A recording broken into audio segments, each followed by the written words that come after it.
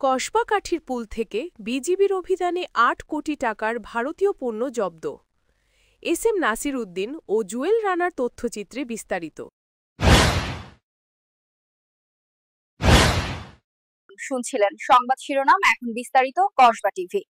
ব্রাহ্মণবাড়িয়ার কসবা সীমান্ত এলাকায় সুলতানপুর ব্যাটালিয়ন ৬০ বিজিবি এর বিশেষ অভিযানে প্রায় ৮ কোটি টাকা মূল্যের বিপুল পরিমাণ ভারতীয় পণ্য জব্দ করা হয়েছে। শুক্রবার ভোর ৬:৩০ দিকে বিশেষ তথ্যের ভিত্তিতে পরিচালিত এ অভিযানে ভারতীয় উন্নতমানের শাড়ি ও চশমা উদ্ধার করা হয়।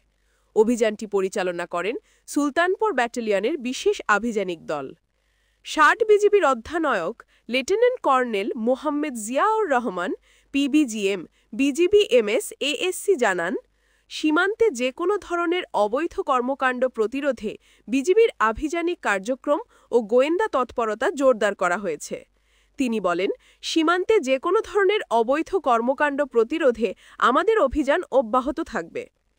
বিজিবির এই সফল অভিযানে এলাকায় স্বস্তি ফিরেছে এবং সীমান্ত নিরাপত্তা আরও জোরদার করা হয়েছে বলে জানায় স্থানীয় প্রশাসন।